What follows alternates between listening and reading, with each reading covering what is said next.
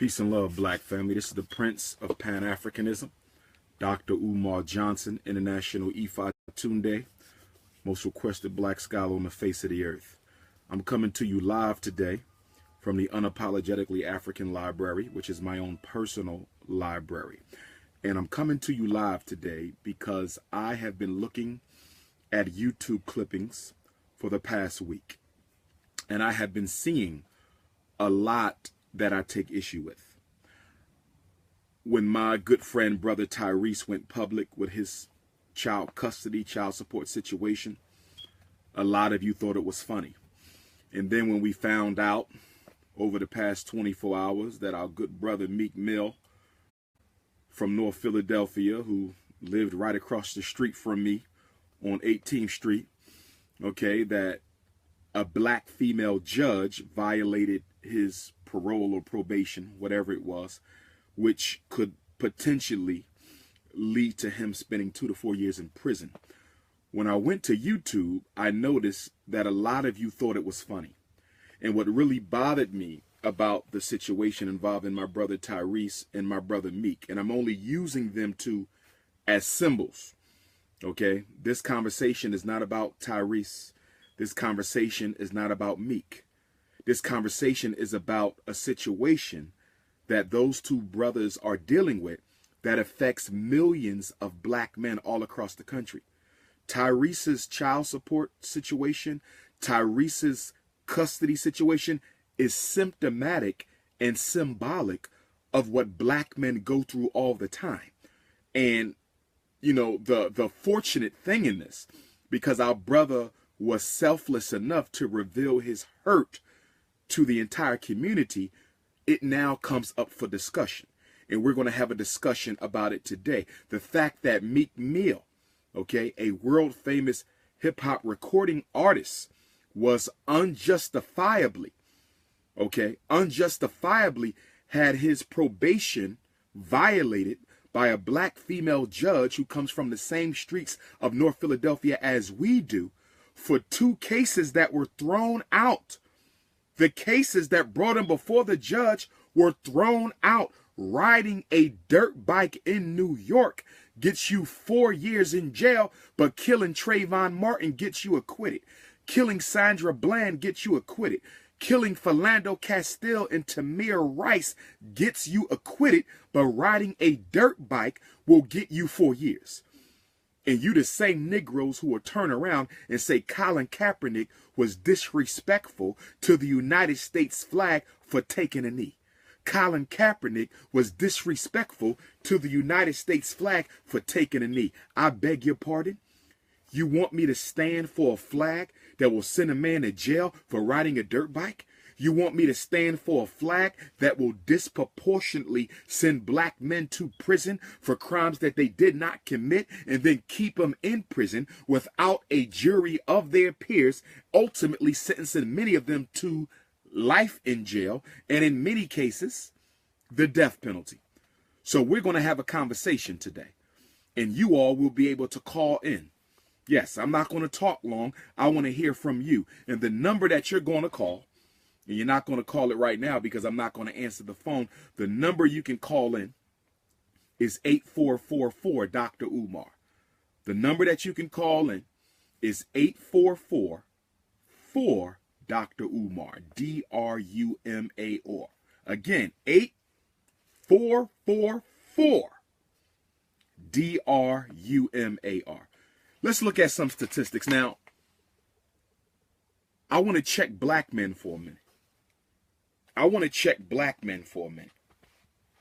I think it is very disgusting, very trifling, and very cowardly for black men to make videos on YouTube making fun of our brothers.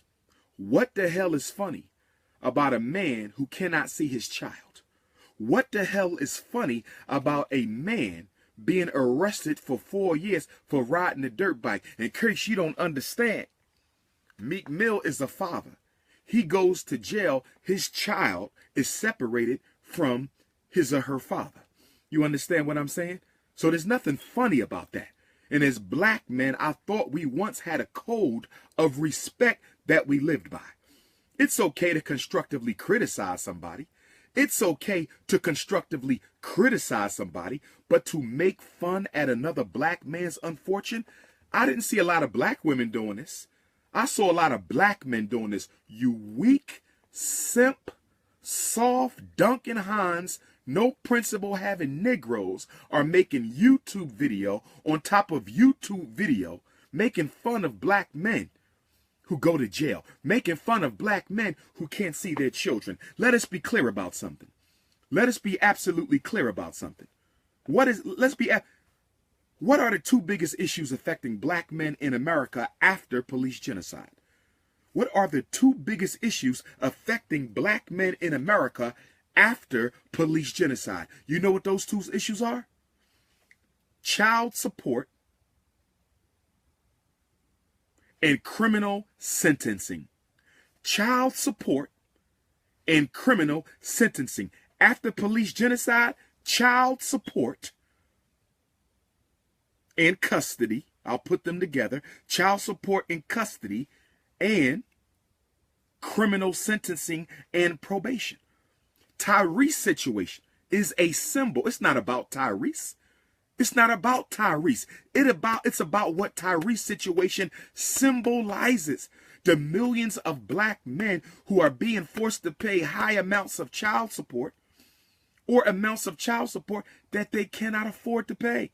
And then at the same time, not being allowed to see their children. And then at the same time, not being allowed to see their children. The game has changed. The game has changed.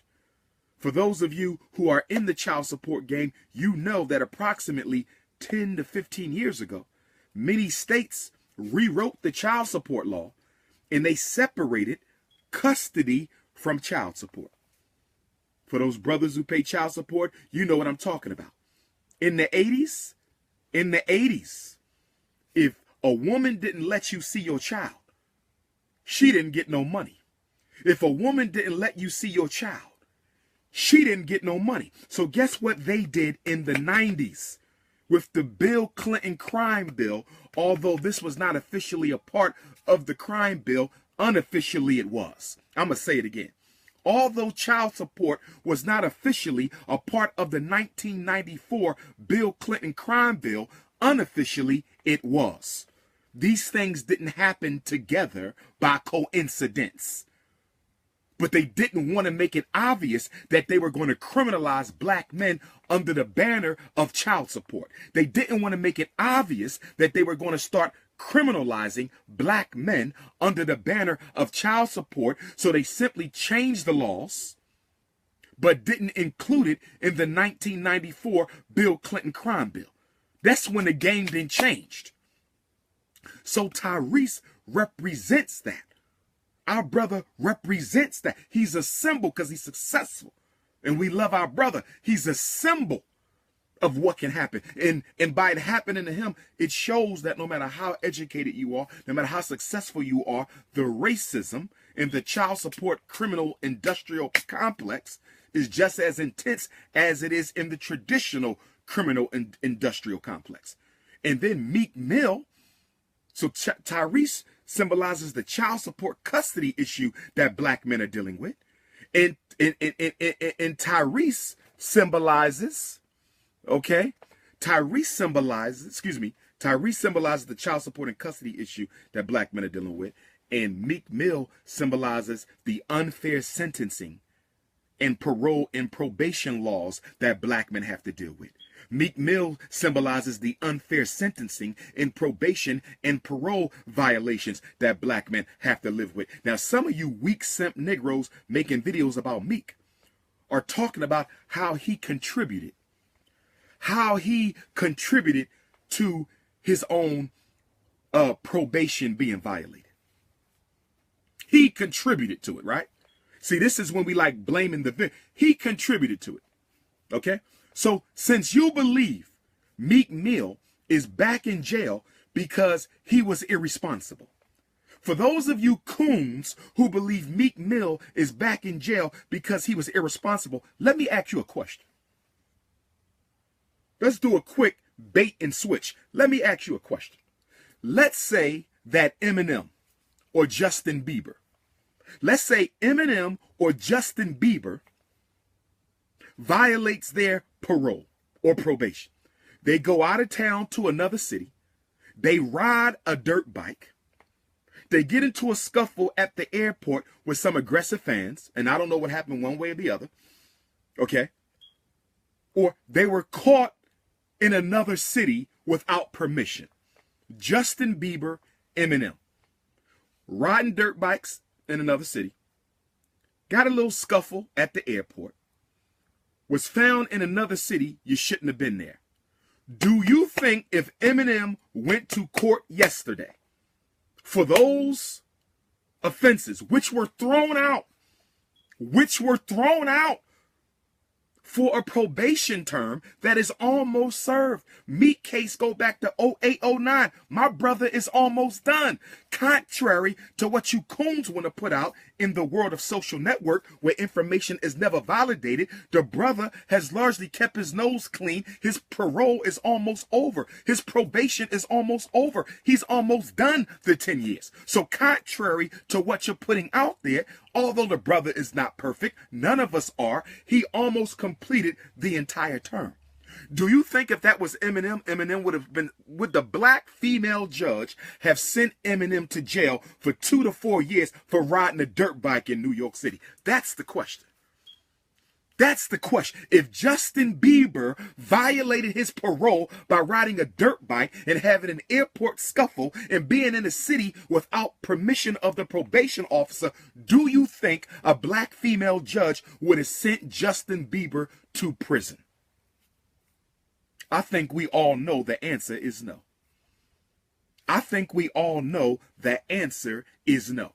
So if you can say systematically that a white rapper would have been treated differently, then you are also admitting that Meek Mill did not play a part in this, and what really played a part in this was systematic inequity, systematic bias, systematic racism, and systematic discrimination against all black people, and particularly black males. We're going to handle this today. We're going to handle this today. And for you black men who love making videos about other black men's mishaps, shame on your ass. Shame on your ass. I don't find nothing funny about a brother hurting because he can't see his child. I don't find nothing funny about a brother being sent to jail for 2 to 4 years being separated from his child. Y'all think it's funny. That's what's wrong with social network. Because too many coons who don't have anything of substance to live for and nothing constructive to do will sit on the internet and Facebook and Twitter and all these other platforms all day long and do nothing but attempt to destroy the work of other people. I'm going to let y'all call in a minute. And the number to call in is 8444 Dr. Umar. 8444 Dr. Umar. Let me get my juice. Okay? Okay? So I want Tyrese to know he did nothing wrong. But he did do something that is going to help because it's going to force the conversation. Now, here's my wish for Tyrese and Meek Mill. Here's my wish. Because of the platform that they have, I'm hoping that Tyrese turns his situation into a crusade that other black men struggling from the same set of circumstances can rally behind and fight for a change. So I'm asking Tyrese that once his situation is resolved, and I know it will be, he will be blessed. He's a good brother. I know it will be. I'm hoping that he will turn this into a crusade about the unfair and unjust child custody and support laws that are out on the books. And I'm hoping Meek Mill, once justice is served, and we will pray that it will be, okay, that he turns this into a crusade to fight against the unjust and disproportionate criminal sentencing laws that are sending so many black men to jail, sending them back to jail, and keeping them there. That's what I'm hoping. That's what I'm hoping. Let's look at the statistics. Let's provide a little bit of a context for this. According to the United States government, they are owed $115 billion in child support. The government is claiming that there are men and women, non-custodial mothers, mostly men, but some women, non-custodial mothers, who owe Uncle Sam $115 billion in child support. This is what the government claims. Now check this out. The government says we are owed $115 billion in child support. But they are owed this $115 billion in child support by men who earn less than $10,000 a year. Did y'all hear what I just said? The average man the average brother in child support earns less than $10,000 a year.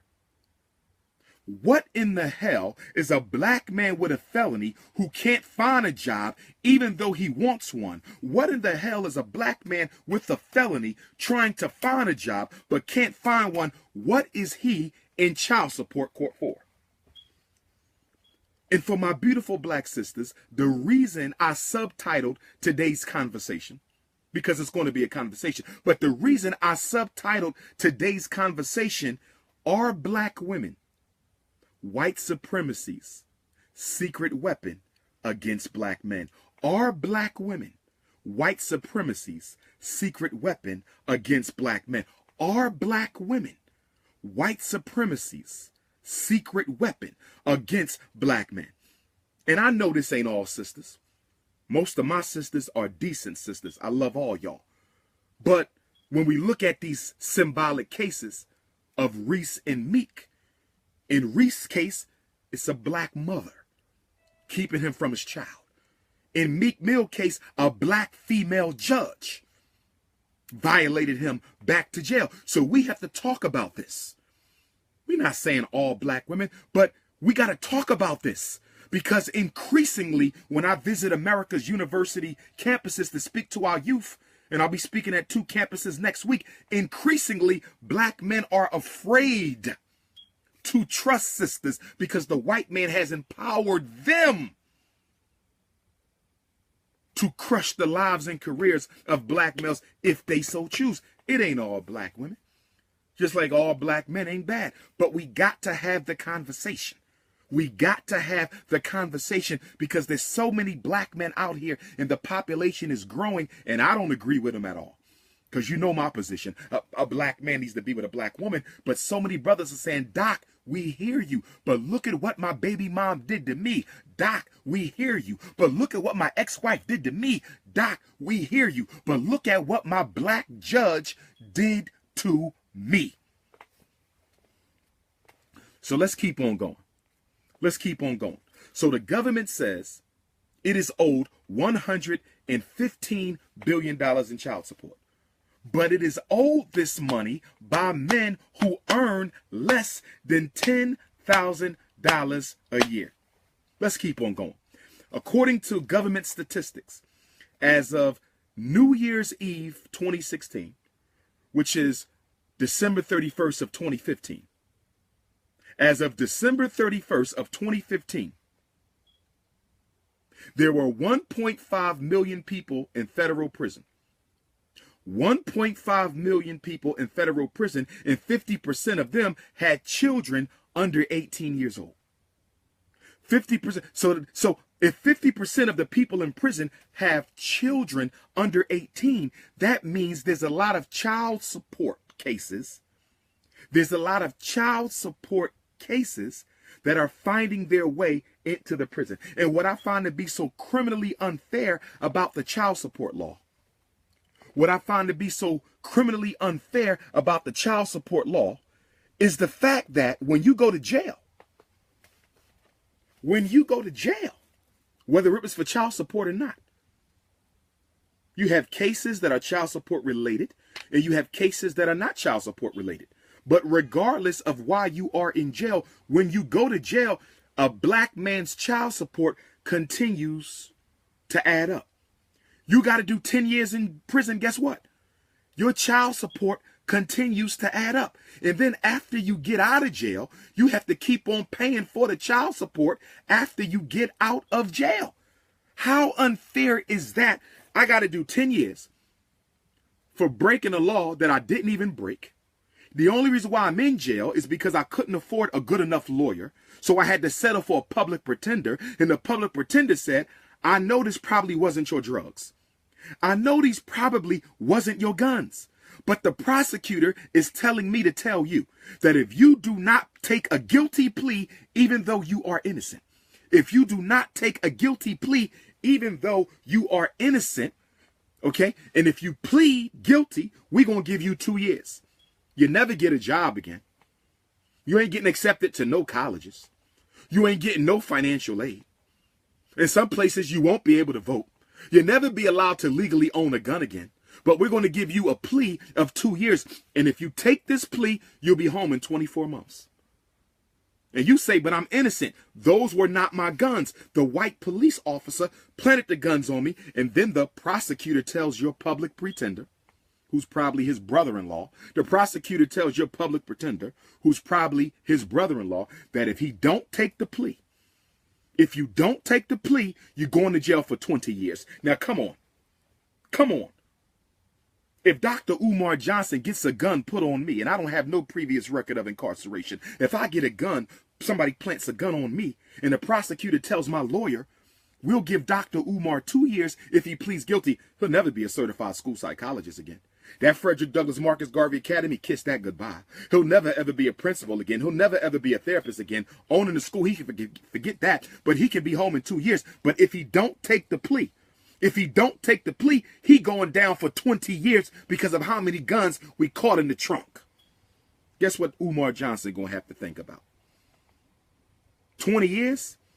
I'm 40. 20 years, I'll be 60. Guess what Umar Johnson got to think about? I'm going to have to think about copping a plea for a crime I didn't commit just because I don't want to risk it. I don't want to risk losing in the trial. I can't afford a good lawyer. I'm stuck with a public pretender. I can't afford a good lawyer. I'm stuck with a public pretender. What you think Umar Johnson going to do with my 6 degrees? You know what I'm going to do? I'm going to cop the damn plea. I'm going to cop the damn plea because I know the criminal justice system is designed to destroy me. I said I know the criminal justice system is designed to destroy me. And that's why I'm unapologetically African. Because I fight for black men who can't fight for themselves. I speak for black men who can't speak for themselves. When I go into these prisons, and I'm probably the only psychologist in Philadelphia history, certified school psychologist in Philadelphia history, who has spoken in every prison in the city of Philadelphia. I'm going to say it again. I am the only doctor of psychology in Philadelphia history who has ever spoken for free, no money. And I don't say that for kudos. I say it to let you Negroes know I'm not no hustler. I've spoken in every prison in Philadelphia. Okay? I would have to accept the plea, brothers and sisters. I would have to accept the plea. It's designed to destroy us. I speak for those who can't speak for themselves. I speak for those who can't speak for themselves. In fact, hold tight.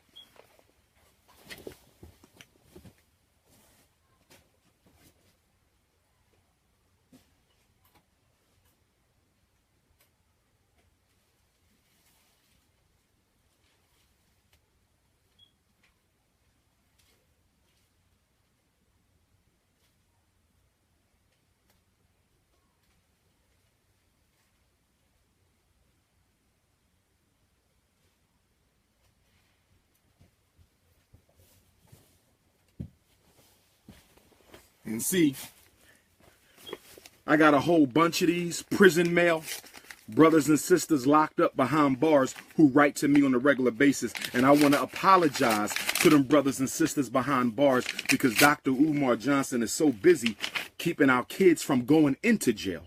I'm so busy keeping our children from going into jail by keeping them out of the special ed to prison pipeline that I can't always respond to these letters, but I will start writing y'all back. My New Year's resolution in 2018 is to start responding to the letters that I get from brothers and sisters who are locked down. Here's one letter.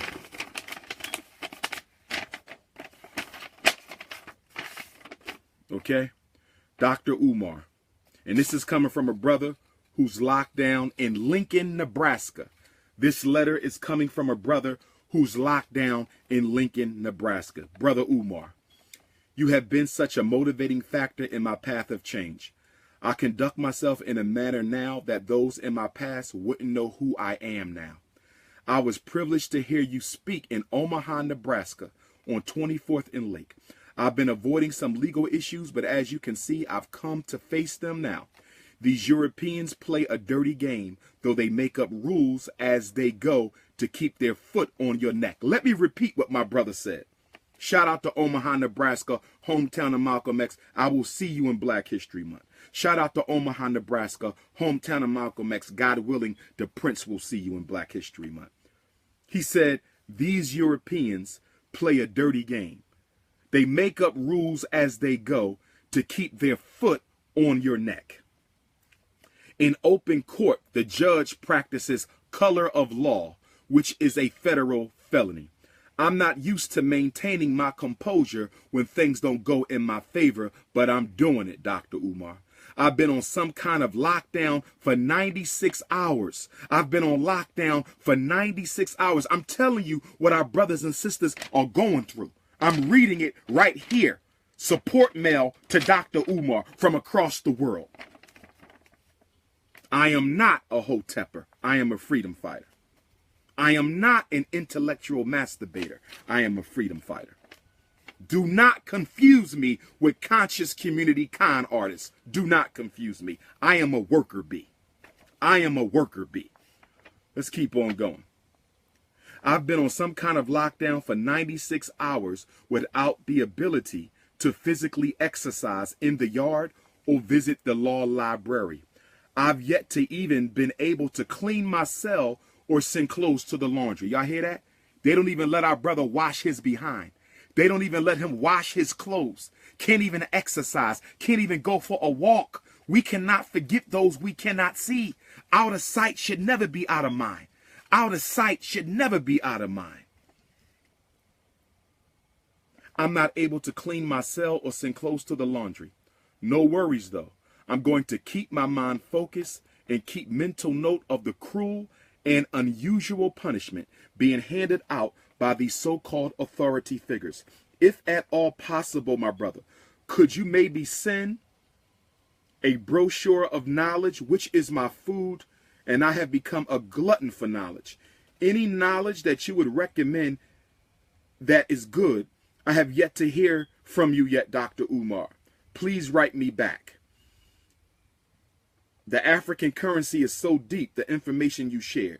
You also taught me about Dr. George Washington Carver. I had no knowledge that Dr. George Washington Carver was castrated by the European family that raised him. We are honestly dealing with some sick people, Dr. Umar. One more topic I would love for you to elaborate on, okay, is polygyny. 1 in 13 ratio, 1 out of every 3 black males is guaranteed to be in a jail or prison in their life with a 94% recidivism rate. 94% recidivism rate. Most of us who go to jail will go back to jail.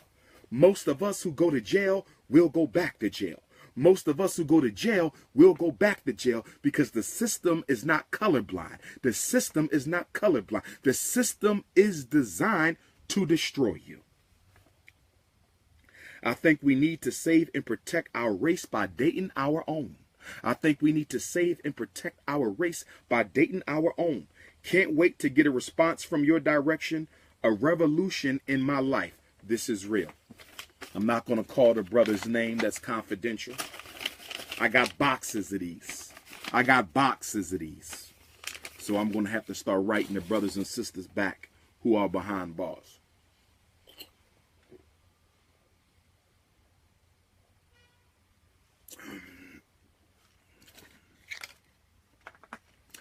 Let's go over a few more statistics before I open up the telephone.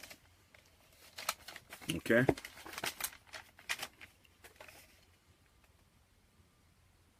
Criminal contempt for failure to pay child support. Criminal contempt for failure to pay child support. Criminal contempt for failure to pay child support. See, in the 90s, when they revised the Bill Clinton crime bill, they were also revising the child support code. They wasn't slick. See, Bill Clinton had you focused on drugs and guns. Bill Clinton had you focused on drugs and guns, but while Bill Clinton was setting up the 3 strikes and you out, while Bill Clinton was setting up the mandatory minimum sentencing, Bill Clinton also did what? He cut millions of mothers off of welfare. He cut millions of black mothers off of welfare. But check it out. This is what the government did. They say, listen, we can't put these women out on the street.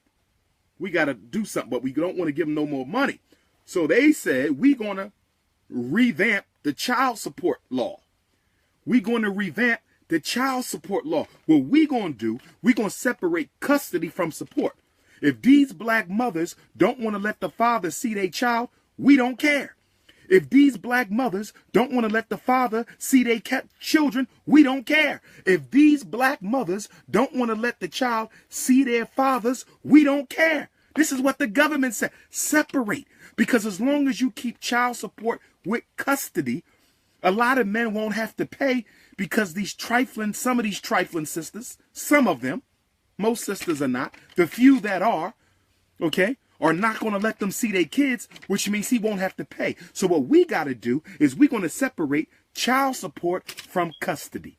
We're going to separate child support from custody so he got to pay the money whether he sees his child or not. So when we cut the black women off of welfare, we're going to make black men pick up the tab. And then they said, well, wait a minute. How are we going to do that? Because a lot of black mothers claim they don't know who the father is.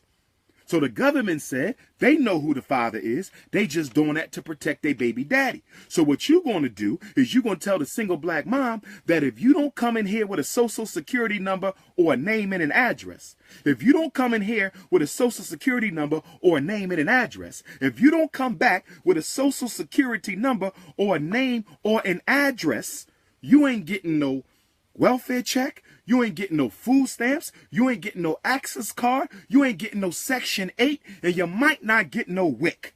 So they basically bullied black women into telling on black fathers. Some of the sisters was trying to protect the black father because she knew he ain't have no job.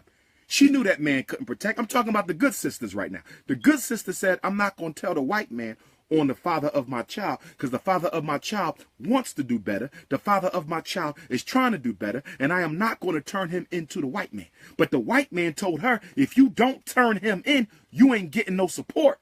So the sister, not wanting to expose the brother, but at the same time need to feed her child, need some housing, she went ahead and turned the brother in. This is what they did. This is what they did. And then they came up with another law. Okay? The permanent paternity laws. The permanent paternity laws, which is what I call them. The permanent paternity laws is the laws that you have in most states. Pennsylvania has it. If you live in Philly, Pennsylvania has it. If a black man signs the child's birth certificate, if the black man signs the child's birth certificate, if the black man signs the child's birth certificate and finds out later that he is not the father, all of this is the 90s. This was part of the Bill Clinton crime bill. They just didn't put it in the law. In the 90s, they came out with this new law. If you sign paternity and find out later that you are not the father, you will remain the legal father of record for the rest of that child's life. How in the hell can you claim to me that there is anything fair about making a man pay child support for a child after he finds out he is not the biological father. That is criminally insane. That is criminally insane. And then even when the baby mom goes down there and says he's not the dad, we took the blood test, I want to get him out the system. Guess what the white man tells your baby mom? The white man tells your baby mom, we don't need you no more. We got this. We don't need you no more. We got this. We don't need you no more. We got this. So now the sister tried to help get the brother out, and the white man said, we used you to get him. The white man looks the black woman in the face and says, we used you to get him. You see? See, Bill Clinton didn't just give us 3 strikes and you out. Bill Clinton just didn't give us mandatory minimum sentences. Bill Clinton just didn't kick millions of black women off of welfare. While he was doing that, they was coming up with the permanent paternity law. Sign the birth certificate and you the father forever. While they was doing that, they came up with this new rule where she better show up with a name and an address or a social security number or you ain't getting no health care. You better show up with a name and an address or a social security number or your baby won't get no health care. They bullied black women into helping them incarcerate black men. They bullied black women into helping them incarcerate black men. This is what they did. These are the facts, and they are undisputed. Check this out. In 2009, 15%, and this was 2009, so this is almost 10 years ago. So we know the number is higher today. 2009, 15% of all county jail inmates were there for failure to pay child support. In 2009, 15% of all men in the county jail were simply there because they could not afford to pay child support. Now, check this out. And you know the number is higher for black men. You know the number is higher for black men. Now, check this out. According to the Federal Office of Child Support Enforcement, the Federal Office of Child Support Enforcement, the Federal Office of Child Support Enforcement, according to the Federal Office of Child Support Enforcement, 2011, right? So that's 7 years ago. They came up with something known as civil contempt based on the non-custodial parent's ability to pay. Civil contempt and criminal non-support. Civil contempt is when you don't pay your child support. Civil contempt is when you don't pay your child support. Okay? Criminal non-support is the fact that you can be charged with a felony for not paying child support. Not paying your child support in many states is a felony offense. Are black women white supremacy's secret weapon against the black man? Are black women white supremacy's secret weapon against the black man? Some black women. Most of our sisters support us. Some black women. See, I want to hear from y'all in a little bit because I want to know who is responsible when a child is born to a black man who doesn't have the ability to pay. Who's responsible for that? Is the brother responsible because you shouldn't have made a baby you can't take care of? Or is the sister responsible because why are you making babies with a man who cannot pay? Are they both responsible, which is true, I would say they're both responsible, but that still doesn't put food in the baby's mouth.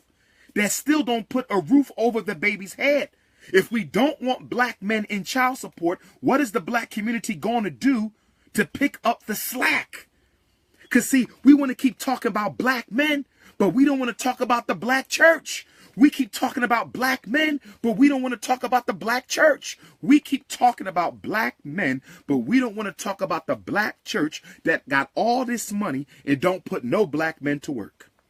The black church got all this money and don't want to put no black men to work. The black church can solve this whole problem if they would start caring about the family instead of caring about their bank accounts. I said the black church could help us solve this problem if they would start caring about the black family instead of caring about their bank accounts.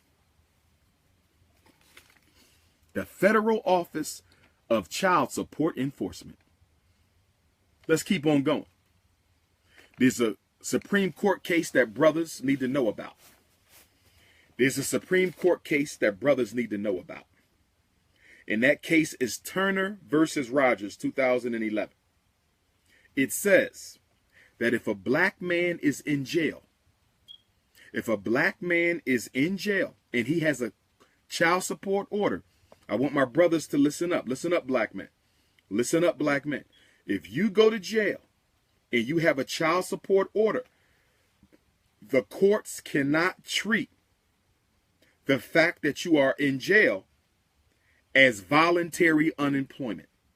The white man has created something known as voluntary unemployment. They say that if a man voluntarily chooses not to work, he can be charged with contempt of child support and charged with a felony. They call it voluntary unemployment. Here's the question I want to ask y'all. What black man you know is voluntarily unemployed? Let's just handle this shit. What black man you know voluntarily wants to go hungry, voluntarily wants to be homeless, voluntarily don't want no health care, voluntarily don't want a roof over his head? What black man you know? I don't know none. And I know millions of black men across. I don't know of I ain't found a black man yet who voluntarily wants to be homeless, voluntarily wants to be hungry, and voluntarily wants to be naked. Can somebody please explain to Dr. Umar Johnson what in the hell is voluntary unemployment?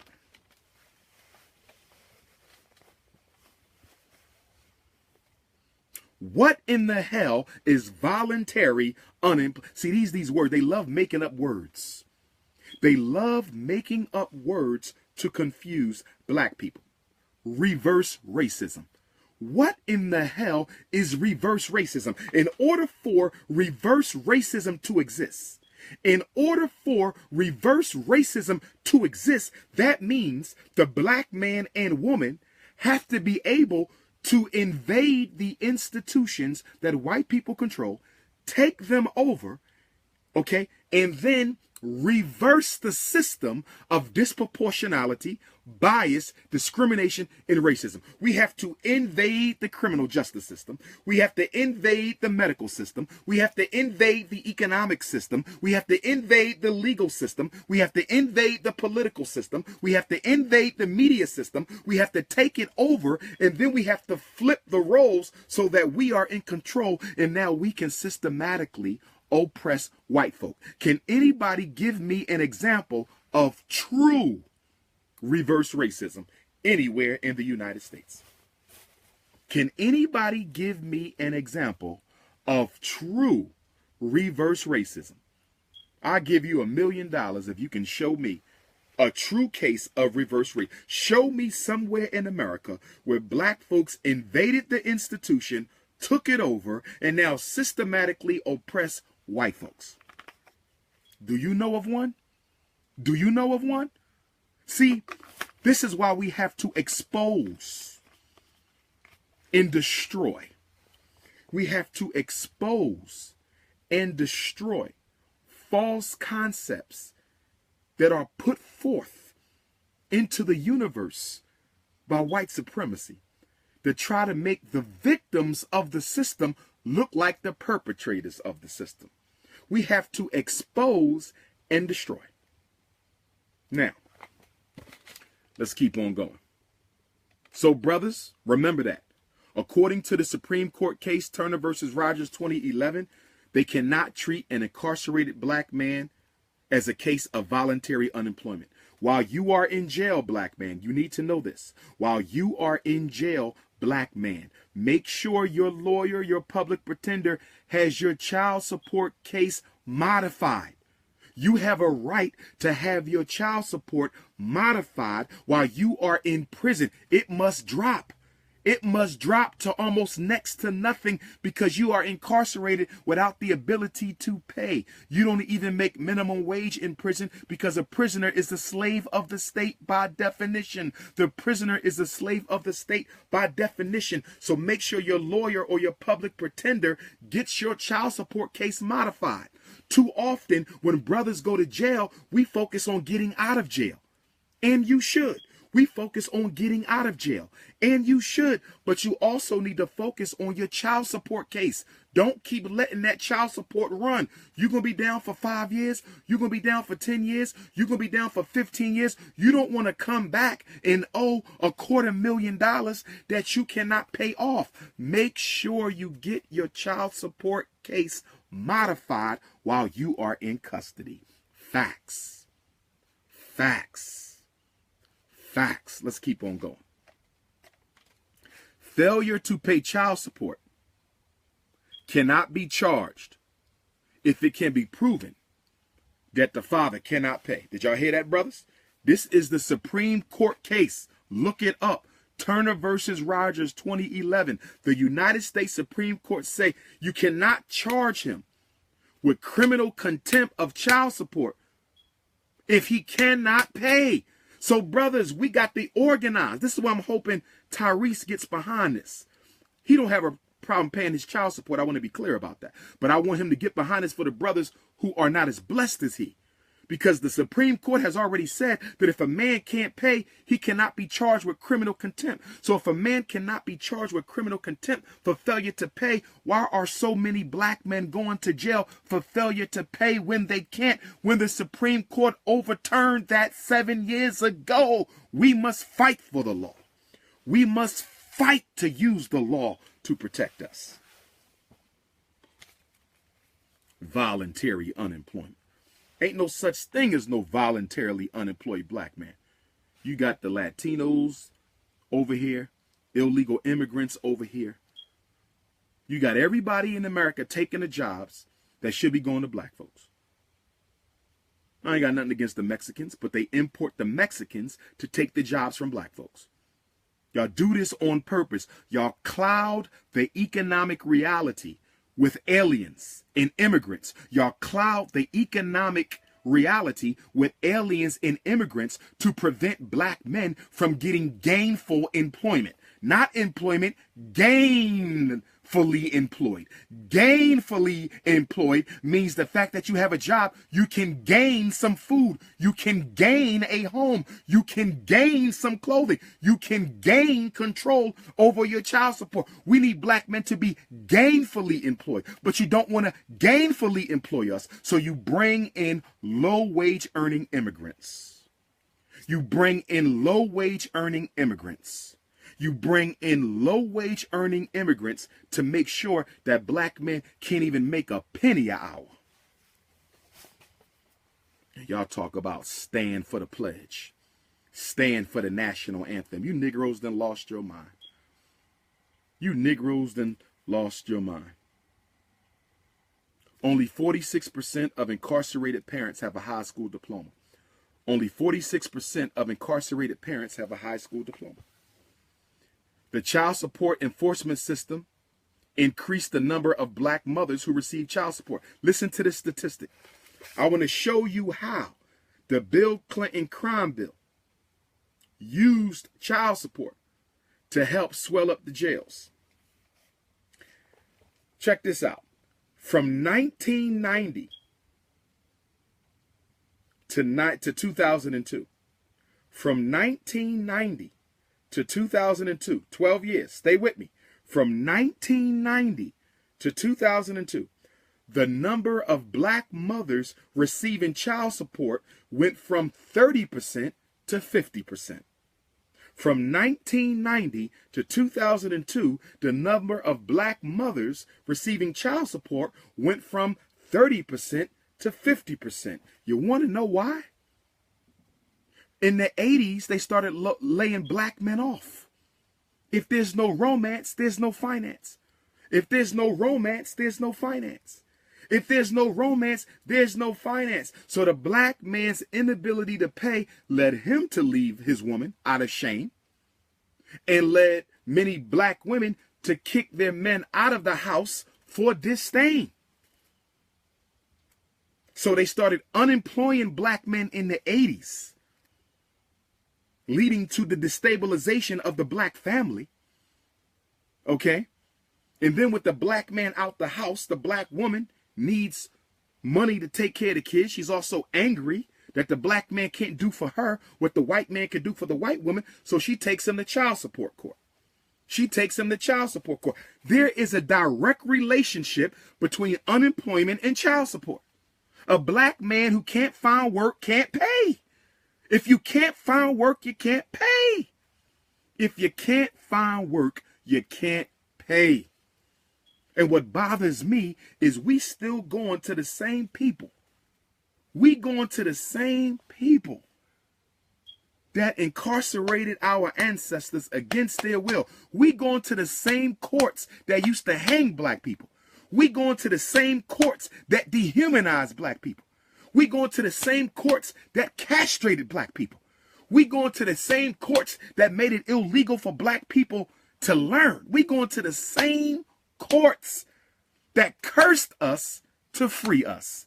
A black man and a black woman ain't got no business going to no courts of the United States to solve their family issues. Why are black family issues being decided by white people? Why are black family issues being decided by white people? Why are black family issues being decided by white folks? Check this out. 2002. 2002, for the first time in history, black men made child support history. 2002. The year was 2002. For the first time in 2002, the number of black mothers receiving child support outnumbered the amount of black mothers who did not receive child support. Let me say it again. Let me say it again. In 2002, the number of black mothers receiving child support for the first time outnumbered the number of black mothers who did not receive it. We already know why. Permanent paternity laws, coming with a name or a social, or you ain't getting those services. Okay? And unemployment of black males in the Bill Clinton crime bill. Between 1987 and 1997, between 1987 and 1997, the payment rate for never married women doubled from 10% to 20%. See, what we ain't paying attention to is the 1990s was, okay, let's break it down. The 1970s was the decade of the deindustrialization of the black high school. That's the 1970s. The 1960s was the end of the black power struggle. The 1970s was the deindustrialization of the black high school. The 1980s was the mass unemployment of black men. The 1990s, mass incarceration of black men. The 1980s, mass unemployment of black men. The 1990s, mass incarceration of black men. I'm going to say it again. The 1980s was the decade of unemployment, and the 1990s was the decade of locking up the black men that you unemployed and laid off in the 1980s. Facts. So-called war on drugs. So-called war on drugs. You took all the jobs out the black community. You took all the jobs out the black community. You took all the jobs out the black community, and then the CIA, Cocaine Import Agency, the CIA, Cocaine Import Agency, the CIA, Cocaine Import Agency brought the crack and the heroin and the opium to the ghetto. What will an unemployed man do if you bring him drugs? I don't care if he's black. I don't care if he's white. I don't care if he's brown. I don't care if he's tan. I don't care if he's Chinese, Arab, Jewish, Mexican. If a man can't take care of his family and you bring him drugs, what do you think he gonna do with them drugs? Ain't but two things he gonna do. I don't care what color he is. He gonna sell it or he gonna use it. He gonna sell it or he gonna use it. He gonna sell it or he gonna use it. You know this. And see what is so trifling about racism is racism creates problems for black men and then turns around and say these problems exist because of the black man's genetic deficiency in potentialities. In other words, we're going to make black people poor, but we're going to say they poor because they black. We're going to make black people homeless, but we're going to say they're homeless because they black. We're going to miseducate black people's kids, and we're going to say that they can't read because they're black. So what racism does is it creates the circumstances. Racism creates the circumstances that gives rise to a particular set of conditions and then blames the DNA of the victim for the conditions created by the system. I said racism creates a certain set of circumstances that give rise to a certain set of conditions, and then they will blame the DNA of the black man for conditions that grew out of circumstances that the system created. And this is why I don't like ignorant black people speaking for the rest of us. This is why I don't like ignorant black people speaking for the rest of us. This is why I don't like ignorant black people speaking for the rest of us. You got to know what you talking about. We didn't make ghettos. Ghettos was made for us. We didn't make poor schools. Poor schools were made for us. We didn't make the jails. The jails were made for us. We didn't create welfare. Welfare was made for us.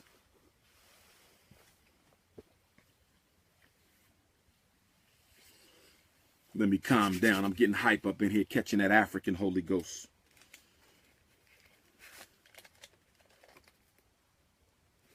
Let's talk about the war on drugs. Don't worry, we're going to get to the phone in a minute. 8444 Dr. Umar. 8444 Dr. Umar. 8444 Dr. Umar will be the call-in number in just a minute. I'm not going to use the Black Parent Teleconference number because all y'all going to be on there yelling and screaming. Ain't nobody going to be able to talk. So this way, when you call that number, I can hang you up when you get out of hand. I can let you know when your time is up. Now, let me clarify. You need money to raise children. And in no way, shape, or form am I saying black women do not have a right to receive support. I am not saying that. Okay? I want to be very clear. Just like I will tell you, some children need special ed if they're deaf. Some children need special ed if they're blind. Some children need special ed if they're autistic. Some children need special ed if they have a speech and language impairment. Some children need special ed if they're truly intellectually disabled.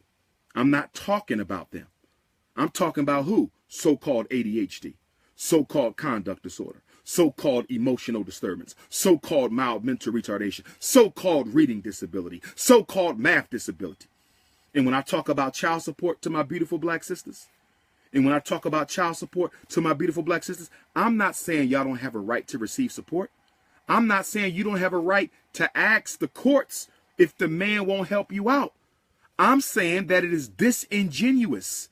It is disingenuous for a black woman to have a baby by a black man who you know can't provide for the child and then take that man to court knowing he will be charged with felony criminal contempt and sent back to jail. I'm saying that it is unfair for you to have a baby by a man who you knew could not pay. You knew his situation when you got pregnant, and then you take him to child support. He gets charged with criminal contempt and you bust him back to jail. I'm saying that's not fair. If that's not you, I'm not talking about you. If you a decent sister, and most of you are, and you asking the father to help you out, and he just trifling, and he has money to help you out, and he doesn't want to, assuming you ain't keeping him from his children, because I'm going to be honest with you, you don't let a man see his kids, I don't feel he's obligated to pay child support. I'm going to say it again. You can quote me, please.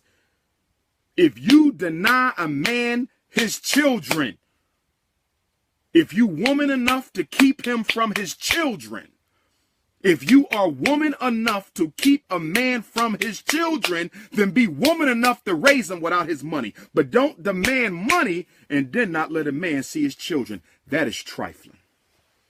That is trifling. I'm going to keep it gangster today. I'm riding for my incarcerated brothers locked down. I'm riding for my incarcerated sisters locked down. I'm riding for the juveniles locked down. We didn't ask to be here. I don't give a damn what excuses y'all making. I said we didn't ask to be here. We shouldn't even be having no conversation about no U.S. criminal justice system. I don't respect no law that I did not have a hand in making. I don't respect no law that I did not have a hand in making.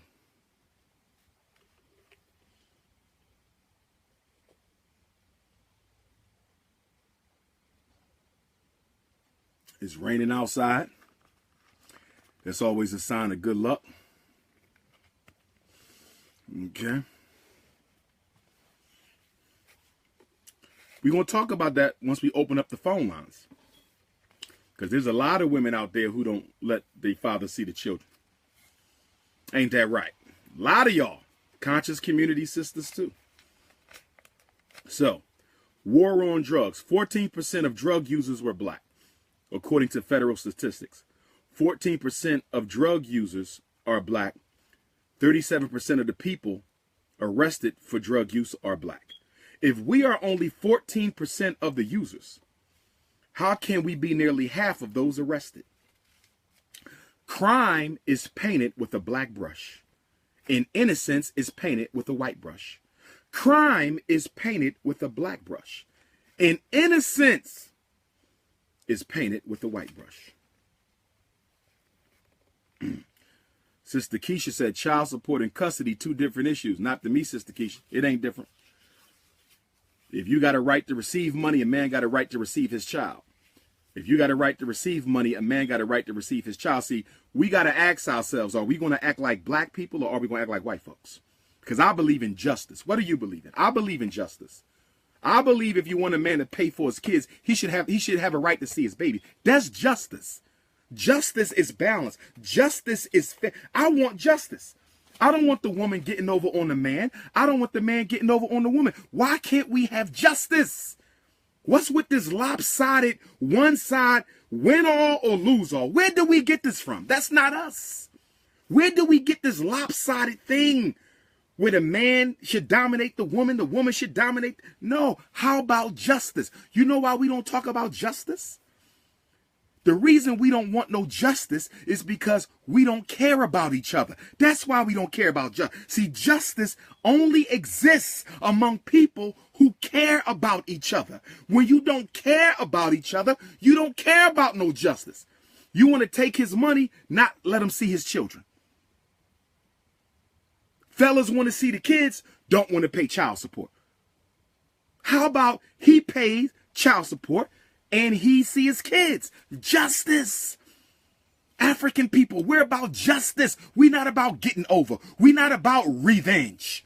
The problem with Negroes is most of us function on cycles of revenge and pain. Revenge and pain. The average Negro in America, your whole life is cycles of revenge and pain. She got me, I'ma get her back. He got me, I'ma get him back. Revenge and pain. Revenge and pain. Which means we are always at war with each other. Which means we are always at war with each other. Revenge and pain. Revenge and pain. Get over that. That is killing us. We can't keep living on a cycle of revenge and pain. New York City. New York City. New York City, Queens, Harlem, Staten Island, Boogie Down, Bronx, Brooklyn. 80% of people stopped in New York City by the police. Random stops. 80% were black folks. That don't even sound like it could be true. That statistic, half the people, first of all, white folks are the majority of New York City. White folks are the majority of New York City. They are the majority. If white folks are the majority of New York, How in the hell can 80% of the people stopped by the cops be black in a city that is predominantly white? This is apartheid. New York City is living under apartheid. The city is mostly white, but 80% of the people stopped by the cops are African.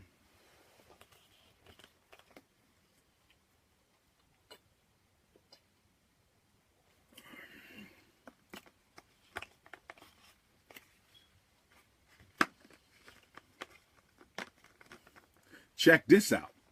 New York City. I didn't know it was this bad, New York. But I will be in Queens December 3rd. Get your tickets.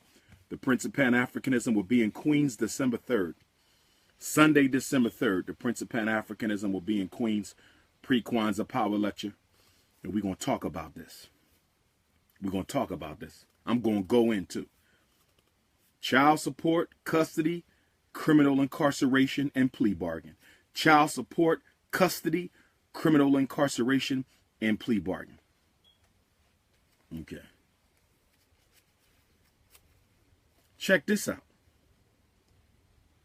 85% of the people stopped in New York City who were frisked were black.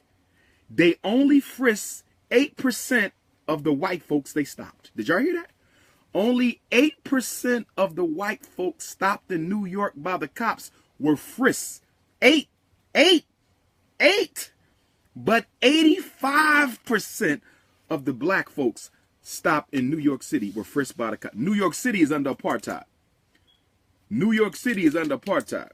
And I'm going to challenge the New York City black conscious community to stop its intellectual masturbation and start doing something about the real life issues affecting.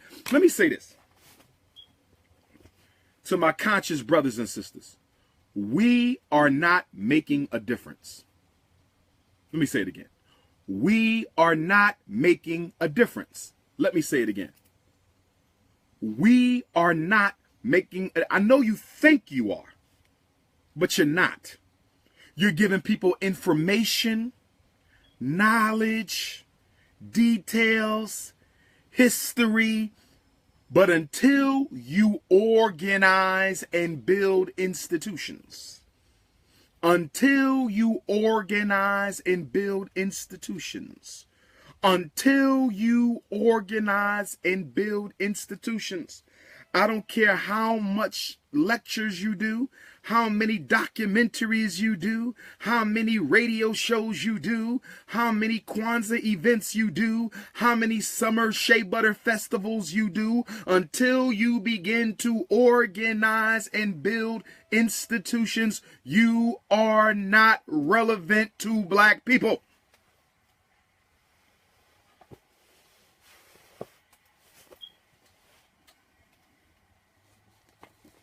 Look what I got. United States Riot Commission Report. The United States Riot Commission Report. Y'all remember this? Report of the National Advisory Commission on Civil Disorders. Y'all remember this, right? From all the riots of the 60s. The president put together a commission, 1968, right before they killed King, to find out why black people were so angry. This is it. This is an original copy. To find out why black folks were so angry, they put this together. On July 29th, 1967, President Lyndon Baines Johnson appointed a special commission of distinguished Americans under Governor Otto Kenner of Illinois to search for the roots of the rising militancy in our country. Okay? Lyndon Baines Johnson put together a commission to search for the roots to the rising militancy in the United States of America and the widening gap between white and Negro Americans. After 7 months of investigation, it took them 7 months to find out what we already know. And this is the result of that investigation. Let's look inside. Let's look inside. Patterns of disorder. They got Tampa, Florida, Cincinnati, Ohio, Atlanta, Georgia, Newark, New Jersey, Northern New Jersey, Plainfield, New Jersey, New Brunswick, New Jersey. They got a lot of New Jersey in here. New Jersey must have been popping back in the 60s. Shout out to my Jersey family. Y'all must have been popping back in the 60s. And then they have Detroit. But I want to see, okay, what can be done? 288. Let's see what they said can be done. What can be done?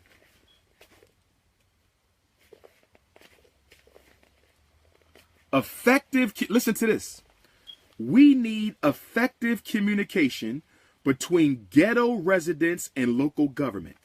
Effective communication between ghetto residents and local government. Number 2, we need improved ability of local government to respond to the needs and problems of ghetto residents. We need improved ability of local government to respond to the needs and problems of ghetto residents. Expanded opportunities for indigenous leadership. Expanded opportunities for indigenous leadership to participate in shaping decisions and policies which affect their community. Do you know what they're talking about? This is where they say, appoint bougie Negroes. This is how you got all the black politicians of the 70s. This is how you got all the black politicians of the 70s. This is how you got all the black politicians of the 70s. They said, put the Negroes in charge. If you put the Negroes in charge, Negroes won't realize white folks still in charge. If you put Barack Obama in the White House, Negroes will think that they in control. This is where that come from. If you want to stop the riots, let Negroes oppress Negroes. If you want to stop the riots, let the Negroes oppress the Negroes.